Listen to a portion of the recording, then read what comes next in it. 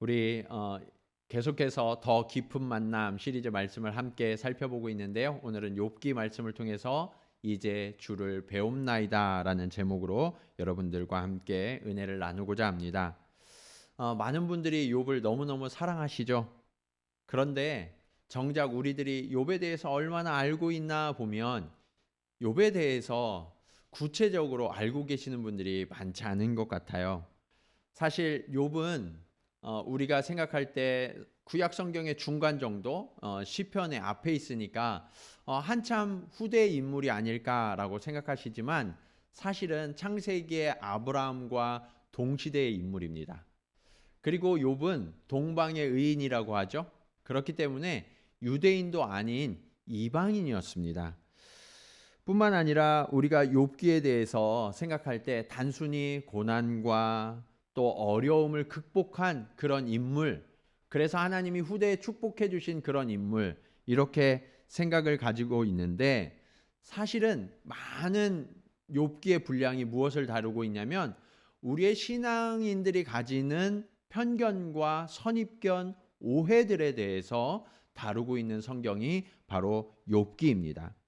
그 중에 가장 대표적인 것을 하나 말씀드리면 우리들이 가장 많이 사랑하고 또 암송하는 구절 중에 하나가 욥기 8장 7절 말씀인데요. 그게 뭐냐면 내 시작은 미약하였으나 내 나중은 심히 장대하리라 라는 말씀이에요.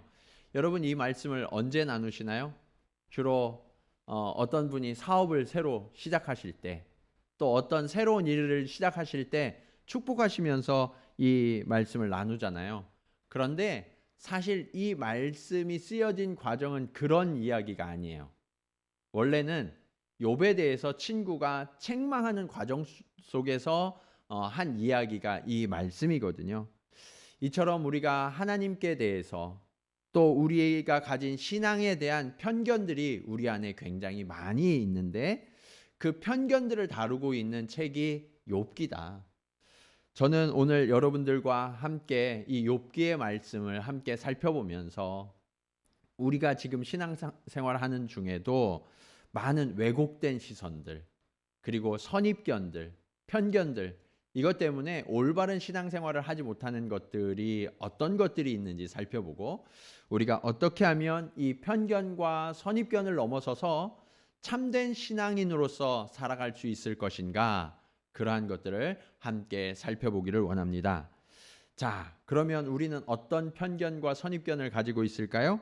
첫 번째로 우리의 지식과 언어의 편견, 그 한계를 깨달을 수 있어야 합니다. 오늘 본문의 배경에 대해서 앞에서도 잠깐 말씀드렸는데 이 욥이라는 사람은요, 원래 우스라는 땅에 살고 있었던 사람이에요. 그는 굉장히 정직하고 의로운 사람이어서 하나님이 그를 인정하고 자랑했던 아주 훌륭한 신앙인이기도 했습니다. 그런 그에게는 7명의 아들과 3명의 딸이 있었고요. 그리고 주변에서 가장 많은 가축을 가진 거부이기도 했습니다. 그래서 모든 사람들이 부러워하던 사람, 그 사람이 욥이었는데요. 어느 날 갑자기 적들이 쳐들어와서 그가 가진 모든 가축들을 일순간에 약탈해가는 큰 환란을 만나게 됩니다. 그리고 그 소식이 들리자마자 종이 하나 또 달려와서 이렇게 이야기합니다. 당신의 자녀들이 마다들의 집에 모여서 잔치를 하고 있는데 갑자기 큰 돌풍이 불어서 집이 무너졌고 당신의 10명의 자녀들이 몰살당하고 말았습니다. 여러분, 어떻게 이런 불행이 겹쳐서 닥쳐올 수 있을까요? 그러던 중에 심지어 그 근심이 너무 깊어서 그랬는지 욥의 몸도 온몸이 머리끝부터 발끝까지 다 병이 들고 맙니다. 얼마나 고통스러웠던지 기와장으로 온몸을 벅벅 긁어대고 있을 때 사랑하던 아내가 이렇게 이야기합니다. 당신의 하나님이 살아계시다면 어떻게 이런 일이 있을 수 있느냐? 차라리 저주하고 죽으라. 이렇게 저주를 퍼붓습니다. 여러분, 보통 사람 같으면 이 고통 중에 한 가지도 견디기 힘든 그런 일이 연속해서 욥에게 일어나고 있었어요. 얼마나 고통스럽고 견디기 힘들었을까요? 그런데 욥의 고백이 어떤 것인 줄 아세요? 주신 이도 하나님이시니 가져가신 이도 하나님이시라고.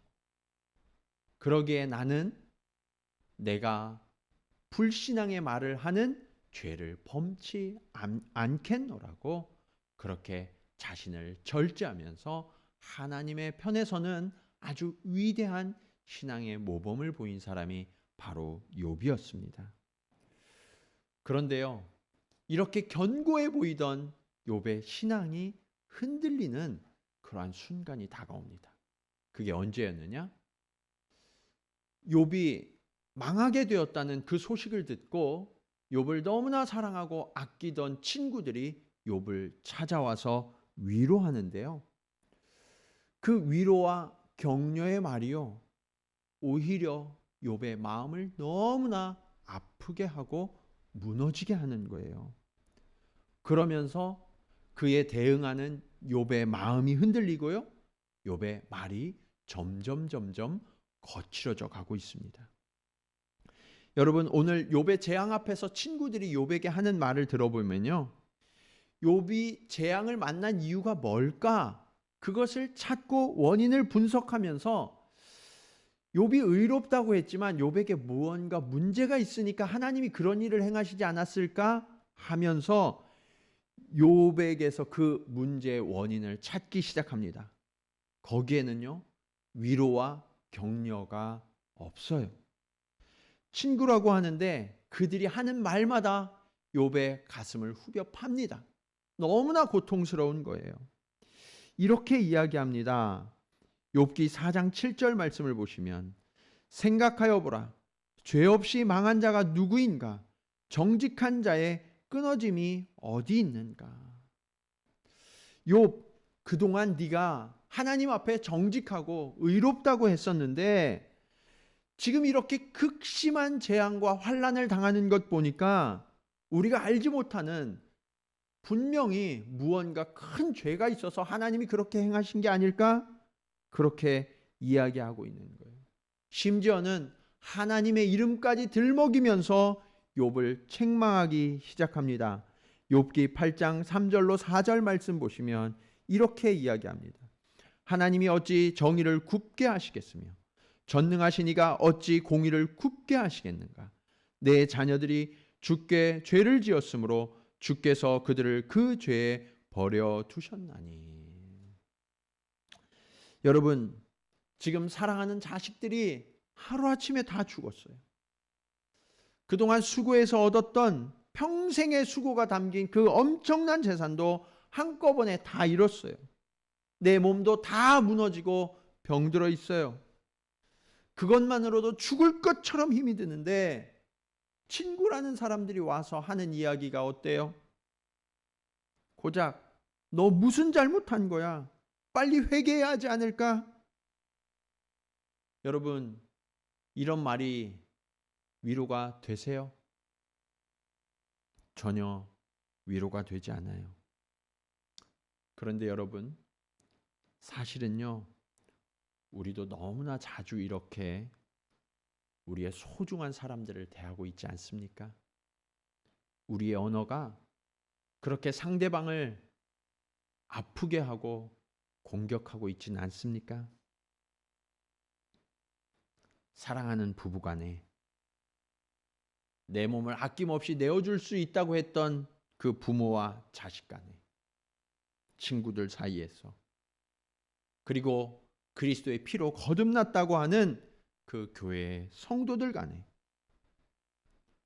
정말 심각하게 아파하고 고민하고 그렇게 무너져가는 결정적인 순간에 우리는 비교하고 탓하고 비난하는 일들을 지속하면서 그 관계를 파괴하고 있지는 않습니까?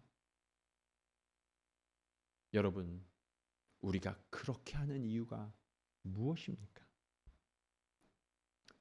그것은 결국 교만하고 오만하기 때문입니다. 우리는요, 정작 우리 자신의 한계와 부족함을 잘 알지 못해요. 그래서 상대에게 굽히려 들지 않고요. 자신의 잘못이 있어도 웬만해서는 그것을 인정하려고 하지 않죠. 말은 하지 않지만 내가 상대보다 더 많이 안다고 생각해요. 그리고 내가 경험이 훨씬 더 풍부하다고 생각해요. 그러면서 내 지식과 내 경험으로 상대에게 상처 주는 말들을 서슴지 않고 우리는 하고 있는 거죠. 사실은 우리는 다 연약하기에 우리의 상처를 고백하고 우리의 실수와 잘못들을 인정하는 것이 마땅한 일이죠. 인간으로서 마땅한 일이에요. 그런데 그렇게 하면 마치 큰 일이라도 나는 것처럼 우리는 절대로 인정하지 않으려 하고, 할 수만 있으면 그것을 상대를 탓하고 변명하려고 해요. 또 우리는 항상 자만해서요, 누군가를 가르치려고 하고 들으려고 하지 않아요. 조정하려고 하지 섬기려고 하지 않아요. 그렇게 서로를 공격하고 비난하면서 우리의 소중한 관계들을 파괴시켜 가고 있는 거죠. 이 논쟁이요, 욥기의 37장까지 이어집니다. 여러분, 이렇게 1장부터 37장까지 서로가 논쟁한 이유가 바로 오만과 교만 때문이에요. 그런데 여러분, 이 논쟁이 욥에게 무슨 도움이 되었나요? 친구들의 주장처럼 욥이 실수하고 욥이 범죄한 사실이 밝혀지면 욥의 죽은 자식들이 살아오나요? 욥의 재물을 약탈해간 그 대적들이 그 재물들을 들고 돌아와서 우리가 잘못했다고 그러면서 재물들을 돌려주는 일이 일어날까요? 아니, 그런 거 다 떠나서 욥의 친구들이 서로 논쟁하는 그 과정 속에서 서로의 잘못과 실수를 깨닫고 용서를 구하는 일이 일어나나요? 그렇게 해결될 일이라면 37장까지 되는 그 거대하고 큰 담론 속에서 논쟁이 이미 끝났겠죠. 사실 이 욥기가 어려운 이유는 그들이 인간의 경험과 지식으로 안 되니까 점점 더 어려운 이야기들을 쏟아내면서 상대의 실수와 허물을 증명하려고 하고 있거든요.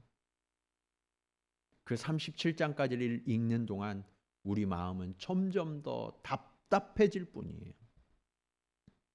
시간이 갈수록 스스로 무슨 말을 하는지조차도 모른다고 나중에 고백하고 있어요. 우리의 삶으로 돌아와서 여러분, 부부싸움 하시는 동안 정말 한 분이 죄를 절실히 뉘우치는 일이 일어난 적이 있으신가요? 또 한 분이 그렇게 용서를 구한다고 그래서 다시는 그런 일이 우리 삶에 반복되지 않던가요? 우리의 삶 속에서도 그런 일은 좀처럼 일어나지 않는 것 같습니다. 일방적으로 한 사람이 100% 잘못한 일이 아니라면 상대도 잘못했다고 느끼기 때문에 우리는 언제나 공격적이고 파괴적인 태도를 취하죠. 관계에서의 갈등과 다툼은요, 보험의 그 손해사정 평가를 이루는 것 같이 그렇게 몇 대 몇으로 나뉘어지는 게 아니에요. 그렇다면 여러분, 우리는 이 소중한 관계가 깨어져 갈 때 어떻게 해야 할까요? 이 문제를 하나님 앞으로 가지고 가는 결단과 용기가 필요합니다. 이것이 바로 오늘 말씀의 두 번째 교훈으로 이어져요. 우리는 주의 무한하심과 전능하심을 깨달아야 합니다. 욥과 친구들의 다툼이 끊이지 않자 결국은 하나님께서 개입하세요. 욥기 38장으로부터 41장의 내용을 요약해 보면 하나님은요, 먼저 욥을 찾아와 만나 주십니다. 그러면서 하나님이 욥에게 스스로 어떤 분이신지를 가르쳐 주세요.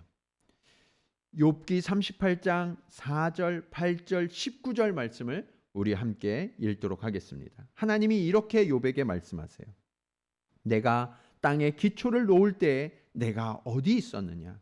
내가 깨달아 알았거든 말할지니라. 바다가 그 모태에서 터져 나올 때에 문으로 그것을 가둔 자가 누구냐? 어느 것이 광명이 있는 곳으로 가는 길이냐? 어느 것이 흑암이 있는 곳으로 가는 길이냐? 온 우주 만물을 창조하시고 운행하시는 그 하나님께서 욥에게 3장에 걸쳐서 연속해서 질문을 퍼부으시는데요, 욥은 단 한마디도 대답하지 못합니다. 그러다가 욥이 유일하게 하나님 앞에 대답해요. 욥기 40장 4절 5절 말씀입니다. 우리 같이 한번 읽어볼까요? 욥기 40장 4절 5절 말씀 시작. 보소서 나는 비천하오니 무엇이라 주께 대답하리이까? 손으로 내 입을 가릴 뿐이로소이다. 내가 한 번 말하였은즉 다신 더 대답하지 아니하겠나이다. 아멘. 하나님의 말씀을 들으면서 그 하나님의 전능하심과 무한하심, 영원하심을 깨닫고 나니까 그 앞에서 자신은 너무나 초라한 거예요. 그동안 자신의 선함과 의로움을 계속해서 주장해 왔는데 그 주장한 말들이 사실은 너무나 어리석은 말들에 불과했고 아무것도 알지도 못하고 쏟아냈던 무지한 말에 불과했음을 비로소 고백하고 있습니다. 그 하나님의 말씀을 다 듣고 나서야 욥은 이렇게 고백합니다. 오늘 본문의 3절 말씀이에요. 무지한 말로 이치를 가리는 자가 누구니이까? 나는 깨닫지도 못한 일을 말하였고 스스로 알 수도 없고 헤아리기도 어려운 일을 말하였나이다. 욥이 뭐라고 말하는 거예요? 지금 자기가 친구들에게 막 변명하면서 쏟아냈던 그 말들이 사실은 알고 한 말이 아니었다는 거예요. 잘 알지도 이해하지도 못했던 말들을 그냥 쏟아놓았을 뿐이라고 그렇게 고백하고 있지 않습니까? 우리도 말할 때 확신에 쳐서 말하는 것처럼 보이잖아요. 우리가 주장할 때 잘 모르면서 말하는 것처럼 이야기하지 않아요. 그런데 사실은요, 우리가 다른 사람들을 그렇게 가르치고 조언해 왔지만 우리조차도 잠시 뒤에 일어날 일을 알지 못하고요, 더 한심한 일은 자기 자신에 대해서조차도 우리는 알지 못하면서 살아가고 있다는 거죠. 욥은 그렇게 하나님 앞에 설 때야 비로소 자신의 무지함과 한계를 깨닫습니다. 그러면서 반대로 하나님의 위대하심과 전능하심, 하나님의 지혜를 고백합니다. 2절 말씀을 보시면 이렇게 말씀하고 있죠. 주께서는 못하실 일이 없사오며 무슨 계획이든지 못 이루실 일이 없는 줄 아오니. 여러분, 이 사실을 깨닫는 것이 우리 그리스도인에게 너무나 중요한 순간이에요. 아니, 목사님, 하나님이 무한하시고 전능하시다는 것 당연한 거 아니에요? 우리도 그렇게 말하고 있어요. 그런데 여러분, 머리로 알고 그냥 입으로 단순히 되뇌이는 것, 그런 것 말고 우리의 마음 깊은 곳으로부터 하나님을 그렇게 고백할 수 있어야 한다는 거예요. 그렇게 되면 어떤 일이 일어나느냐? 이전에 망하기 전에 욥처럼 부유해지고요, 자식들이 잘 되는 것, 그런 것만이 하나님의 은혜가 아니었다라는 사실을 깨닫게 돼요. 거꾸로 하나님께서 우리의 모든 것을 다 앗아가실 수도 있고요. 하나님은 충분히 그럴 권리가 있으시고, 그런다 하더라도 우리는 그 하나님을 찬양할 수밖에 없는 존재라는 것, 그것을 하나님 앞에 고백해야 된다는 거예요. 예레미야 18장 4절 말씀은 이렇게 말씀하고 있습니다. 진흙으로 만든 그릇이 토기장이의 손에서 터짐에 그가 그것으로 자기 의견에 좋은 대로 다른 그릇을 만들더라. 무슨 말씀이에요? 토기장이가 그릇을 빚다가 마음에 들지 않으면 그것을 언제든지 터뜨려 무너뜨리고 다시 처음부터 그것을 빚어낼 권리가 있듯, 우리 하나님도 우리를 무너뜨리고 깨뜨리고 새롭게 빚으실 권리가 있으신 분이라는 거예요. 내가 역사의 주인공이 아니라 하나님만이 영원한 우리의 주인이심을 우리는 고백할 수 있어야 된다는 것, 이 편견을 바로잡는 것, 이것이 어쩌면 욥기의 진짜 목적인 거죠. 이 하나님을 제대로 만나야만, 그렇게 깨달아야만, 그때서야 저와 여러분이 어떠한 존재인지를 바로 알게 되는 거예요. 그리고 우리가 이 땅에 왜 보내졌고 우리가 무엇을 위해 살아가야 하는지 그 목적도 분명히 알 수 있게 되죠. 하나님을 제대로 만나지 못하면요, 아무리 열심히 살고 아무리 많은 것을 누려도 하나님 편에서 보실 때에는 그냥 호흡만 붙어서 간신히 생존하고 있는 존재에 불과하다는 사실을 우리는 깨달아야만 해요. 그래서 우리는 우리에게 찾아오신 주님, 우리를 가까이에서 만나주시는 주님을 만나야만 하는데, 이것이 오늘 말씀의 마지막 교훈으로 이어집니다. 오늘 말씀의 마지막 교훈은 주님만이 우리의 변화와 회복을 이루어 주신다라는 것을 깨달아야 한다는 거예요. 여러분, 우리의 노력으로 우리가 변화될 수 있을까요? 누가 우리를 이끌어주고 우리를 가르쳐주고 우리를 후원해준다고 그래서 우리의 진정한 변화가 이끌어내질까요? 그렇지 않아요. 우리가 진정한 변화와 성숙을 이루려고 하면 그것은 오직 하나님의 은혜가 우리 가운데 임할 때뿐임을 우리는 알아야 해요. 오늘 욥은 하나님 앞에서 그 놀라운 변화의 순간을 만나게 되고 그것을 하나님 앞에 고백합니다. 5절 말씀 우리 다 함께 읽도록 하겠습니다. 5절 말씀입니다. 시작. 내가 주께 대하여 귀로 듣기만 하였사오나 이제는 주를 배움나이다. 아멘.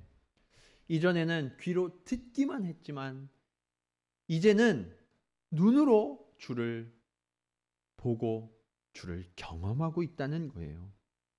사실 이전의 욥의 삶도요, 하나님이 인정하시고 자랑할 만큼 훌륭한 삶으로 평가되었어요. 그런데 그런 줄 알았던 욥이요, 뭐라고 이야기해요? 이전에는 그 하나님이 귀로만 듣고 이론적으로만 알던 추상적인 하나님이었다는 거예요. 그런데 자신이 지금 만나고 있는 이 하나님은요, 눈으로 직접 보고 손으로 만지는 경험적인 하나님, 체험적인 하나님으로 내게 다가오고 있다라고 고백하고 있는 거죠. 여러분, 어떻게 욥에게 이런 일이 일어날 수 있었을까요? 욥은 자신에게서 모든 것이 빼앗겨지는 그러한 순간을 통해서 자신이 깨어짐을 경험합니다. 그리고 진정으로 낮아져서 아무것도 할 수 없는 그러한 상황 가운데 처하게 돼요. 그렇게 자신의 무익함과 연약함을 경험하면서 간절히 하나님을 구하게 됩니다. 그때 찾아오신 하나님, 그 하나님은 상대적으로 훨씬 더 위대하고 영광스러운 하나님을 만나게 돼요. 그 앞에서 하나님의 의로우심을 볼수록 자신은 불의한 존재임을, 허물이 많은 존재임을 고백할 수밖에 없었고요. 하나님의 전능하심 앞에서 자신의 부족하고 연약함을 고백할 수밖에 없게 됩니다. 그 순간 욥의 눈에 덮여졌던 무언가가 벗겨지면서 주님을 똑똑히 보게 되는 거예요. 그 주님을 만나게 된 순간 욥에게 자연스럽게 이어지는 다음 행동이 있는데 그게 뭔지 아세요? 그것이 6절 말씀입니다. 그러므로 내가 스스로 거두어 드리고 티끌과 제 가운데에서 회개하나이다. 본인이 밖으로 내뱉었던 모든 말들, 그러한 것들을 다 거둬들이면서 자신이 행했던 모든 것들이 무익한 것임을 인정하면서 자신은 티끌과 제 가운데 앉아서 회개하고 있는 거예요. 여러분, 이 죄를 고백하고 허물을 인정하는 이 회개가 없다면 우리는 진정한 변화를 누릴 수 없고요. 주님을 닮아가는 거룩함, 성화를 누릴 수 없어요. 그래서 그리스도인들의 출발점은 어디인가? 회개의 순간이에요. 진정한 죄 고백과 회개가 없다면 우리는 겉보기에는 멀쩡해 보일지 몰라도 속으로는 썩어서 냄새가 나는 회칠한 무덤에 불과하고 주님께 책망받을 수밖에 없어요.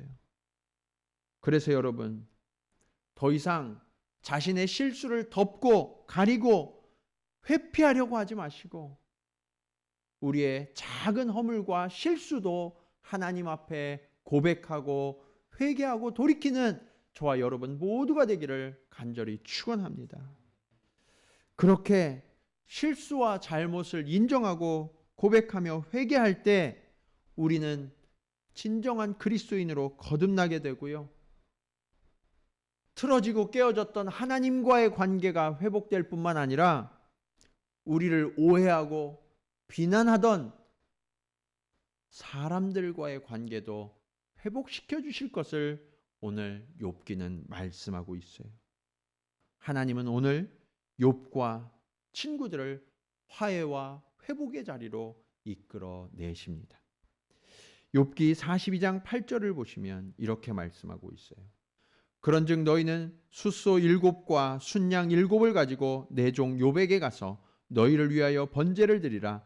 내 종 욥이 너희를 위하여 기도할 것인즉 내가 그를 기쁘게 받으리니 너희가 우매한 만큼 너희에게 갚지 아니하리라. 이는 너희가 나를 가리켜 말한 것이 내 종 욥의 말 같이 옳지 못함이라. 여러분, 하나님은요 욥을 비난하던 세 친구 엘리바스, 빌닷, 소발 이들의 말이 잘못됐다라고 판정하시면서 욥을 높여주세요. 그리고 그들이 숫소 7과 순양 7을 가지고 욥에게 가져가면 욥이 그들을 위해 하나님 앞에 번제를 드리고 용서의 기도를 드릴 때 하나님께서도 하늘의 문을 여시고 그 친구들을 용서하시겠다라고 말씀하십니다. 우리가 하나님 앞에 모든 것을 내려놓고 하나님의 판정을 구할 때 하나님께서 욥을 높이셔서 거룩한 제사장 되게 하셨고 친구들을 용서하는 기도의 손을 들게 하셨던 거예요. 이런 일이 어떻게 일어났나요? 욥이 하나님 앞에 서서 자신을 낮추고 회개하자 하나님은 모든 관계의 회복을 허락해 주신 거죠. 우리도 살아가다 보면 때때로 정말 억울한 일들을 만나게 돼요. 나는 저 사람을 정말 신뢰해. 저 사람은 나를 이해해 줄 거야 라고 하면서 내 마음의 깊은 이야기들을 나누는 친구가 있으신가요? 그런데 그 친구가 나를 오해하고 때로는 오늘 욥의 친구들처럼 비난하고 험담할 경우도 있다는 거예요. 또 나는 상대를 선의로 대했는데 상대방은 이익 때문에 나에게 다가왔었고 내 곁에 있으면서 나를 이용하고 심지어 나를 속이는 경우도 우리는 종종 만나게 되죠. 여러분, 욥도 잘 나갈 때는 주변에 사람들이 너무나 많았어요. 그런데 쫄딱 망하고 어려워지니까 찾아오는 친구들도 없고요. 심지어는 피부치 형제 자매들도 다 떠나가고 찾아오지 않았다라고 말씀하고 있어요.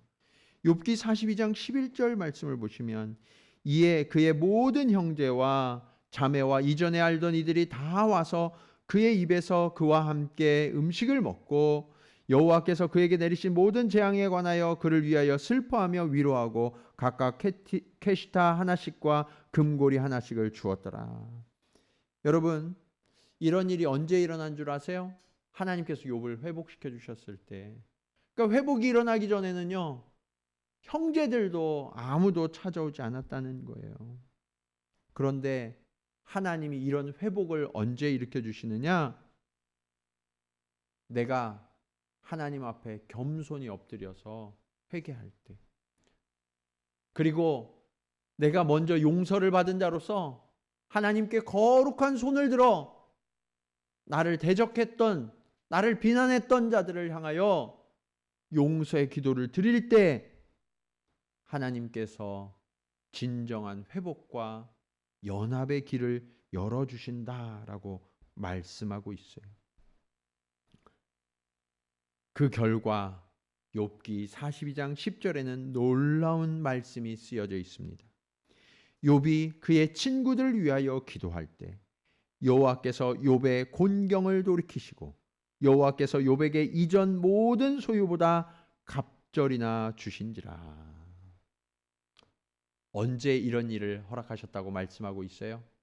나를 비난하고 나를 책망하던 그 친구들을 위하여 기도할 때 욥이 하나님 앞에서 이 문제가 해결되지 못했다면 그렇게 기도할 수 없었을 거예요.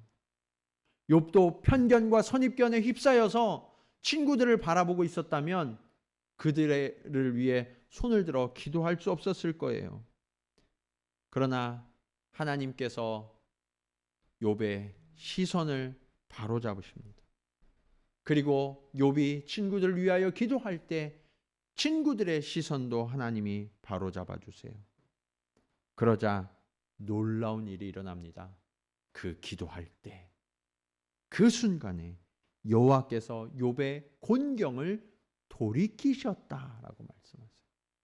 그리고 이전의 모든 것보다 갑절이나 2배나 축복하셨다라고 말씀하고 있죠.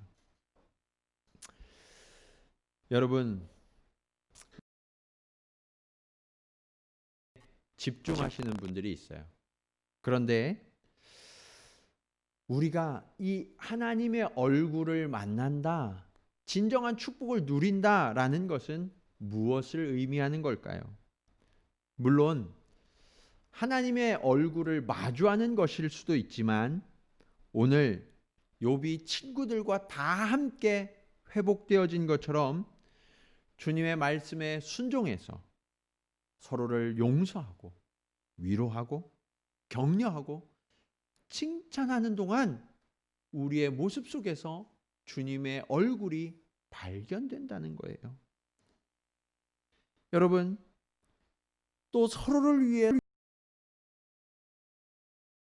격려하는 그 손을 만나는 순간 우리는 바로 하나님의 얼굴을 마주하게 되는 게 아닐까요? 오늘 우리는 어떤 얼굴을 마주하고 있습니까? 간절히 바라기는 우리가 서로를 바라보는 그 얼굴 속에서 귀로만 듣던 주님을 이제는 눈으로 보게 된다는 고백이 저와 여러분의 입술 속에 그리고 우리를 대하는 모든 사람들의 입술로 고백되어지는 역사가 나타나기를 간절히 축원합니다. 하나님께서는 오늘 욥의 손을 들어 기도하게 하셨고 기도할 때 모든 것이 회복되어진 것을 보여주시면서 오늘 우리에게도 입을 열어 축복의 기도를 하라고, 그리고 입을 열어 상대를 위하여 격려하고 위로하고 손을 내뻗어 그를 안아주라고 명령하고 계십니다.